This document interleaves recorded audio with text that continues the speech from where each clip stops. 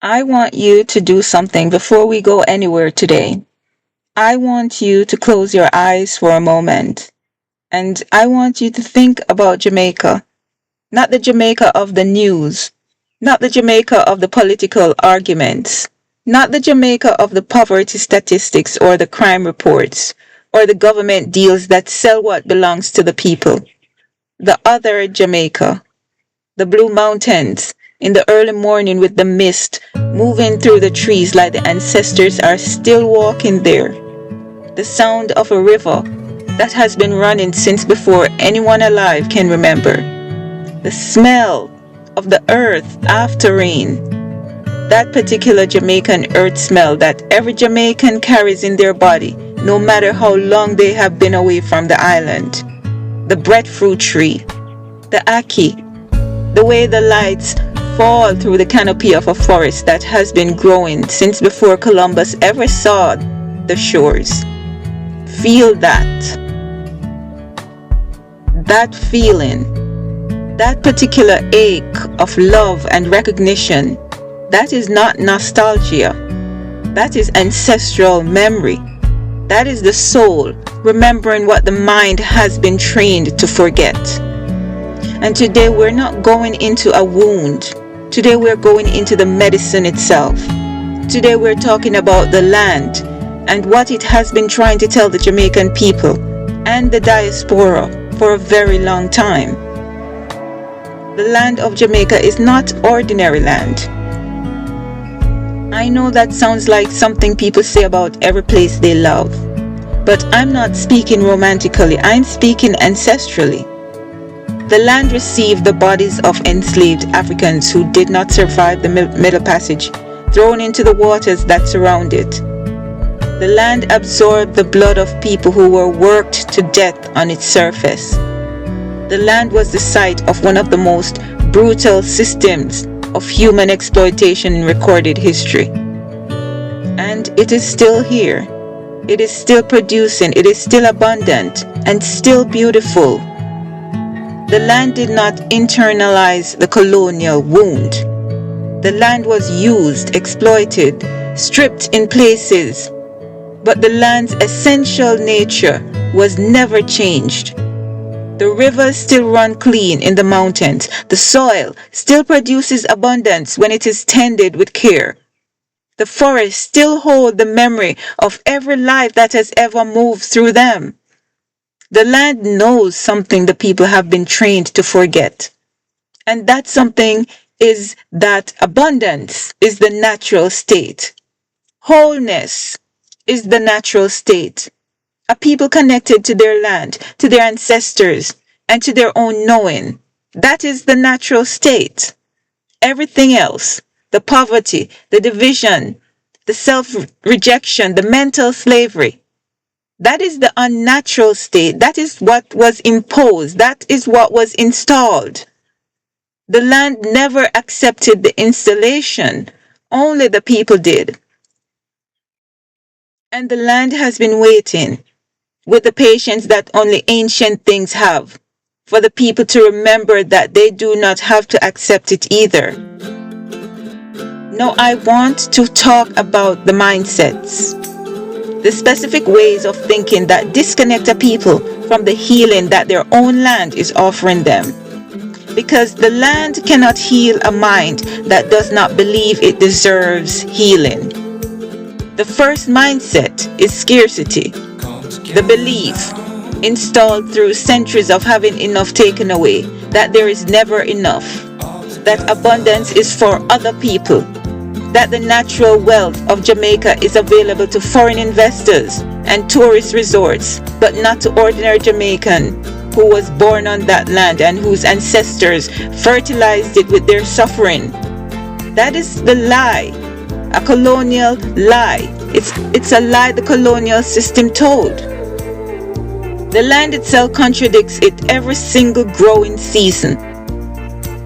Jamaica grows enough to feed every person on the island. The sea surrounding it is full of life.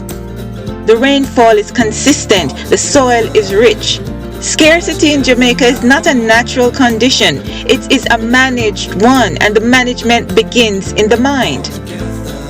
The second mindset is unworthiness, the deep cellular belief, planted through colorism, through religious conditioning, through political dependency, that the Jamaican people are not worthy of the full beauty and abundance of their own land. That they should be grateful for what they are given rather than standing in the knowing of what already belongs to them. Jamaica's poverty, crime, and infrastructure challenges are a direct result of what the colonial system did to the island and left behind when it departed. So when a Jamaican apologizes for the state of their country, they're unknowingly apologizing for the consequences of colonialism, as if those consequences were Jamaica's own fault. The land does not apologize for itself. The Blue Mountains do not apologize for the mist. The rivers do not apologize for running. The third mindset is disconnection. The Severin began on the slave ship and continued through every colonial institution. The original African relationship with land was not ownership, it was kingship. The land was not property, it was family. An ancestor, a living being with whom you were in relationship with. That relationship was replaced, first by the plantation, which made the land a site of suffering, then by the colonial church, which made the earth spiritually irrelevant compared to the heaven above it, then by the modern economy, which made land purely a financial asset to be bought and sold. And somewhere in that long process of replacement, the Jamaican people lost the most ancient knowing they carried, that the land is alive, that it remembers, that it heals, that it is waiting to be in relationship with the people who belong to it. I want to speak to the diaspora now, to the Jamaican in the UK, in Canada, in the United States, wherever on the globe you may be. Jamaica lives in you, whether you choose it or not. It's in your accent that comes back the moment you're around other Jamaicans. It's in the food your body still reaches for. It's in the way you feel when you hear certain music. It's in the ache that comes when someone mentions the smell of the earth after rain. That ache is not sentimentality. That is the soul, recognizing what it came from and what it has been separated from. And I want to say something here, because I know that not every diaspora Jamaican wants to return to the island physically. Some left because they had to, some left because the system on the island left them no viable alternative. Some have built full lives abroad, and those lives are real and valid and not a betrayal of Jamaica. The homecoming I am talking about is not physical, it's internal. It is the decision to stop carrying Jamaica as a wound. Stop carrying it as the place that could not hold you, as the system that failed you, as the country you left behind, and start carrying it as what it actually is, an ancestral home, a living land, a root that goes deeper than any address you have ever had. You can come home without buying a plane ticket. You can come home right now in the way you think about yourself, in the way you understand your history, in the way you relate to the land that produced the people who produced you. The land never stopped being yours. The only question is whether you have stopped being it. So what does it actually look like? This mental and spiritual wholeness that the land is calling the Jamaican people back to. It looks like a Jamaican who wakes up in the morning, whether they are in Kingston or London or Toronto, and knows without needing anyone to confirm it that they come from something extraordinary. Not despite the suffering in their history, because of the survival, because of the resistance, because of the maroon who ran to the mountains, because of the enslaved woman who kept the African spiritual traditions alive in her body when everything else was taken, because of every ancestor who chose to live when dying would have been easier. That knowing, that quiet, unshakable ancestral pride is what the colonial system spent 400 years trying to remove. And it is still there, in the land, in the music, in the rhythm of the language, in the particular way a Jamaican laughs, in the resilience that looks like stubbornness from the outside, but is actually the memory of people who refuse to be broken. Mental wholeness looks like a Jamaican who has examined the wounds, the colorism, the family trauma, the colonial church, the political trap, and understands where they came from without being defined by them. Who can say, this was done to my people, and my people survived it. And I carry both the wound and the survival in my body, and I choose to live from the survival. Spiritual wholeness looks like a Jamaican who has reclaimed their relationship with the land, with the ancestors, with the divine as their people understood it before the slave ship and the colonial church replaced it with someone else's version of God and someone else's version of worth.